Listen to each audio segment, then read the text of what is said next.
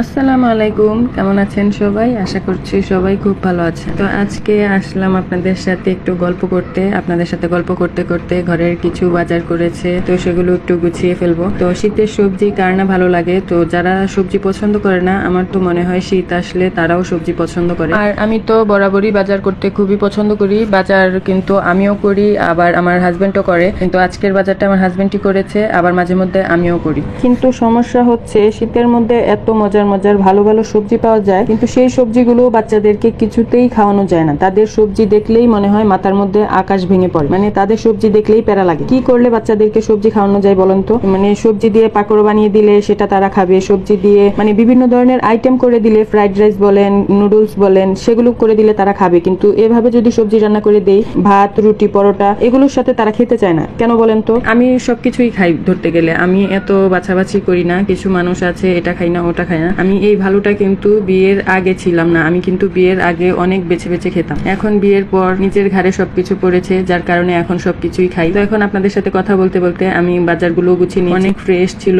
অনেক তাজা ছিল বাজারগুলো। কিন্তু সবাই ভালো থাকবেন, আল্লাহ হাফেজ।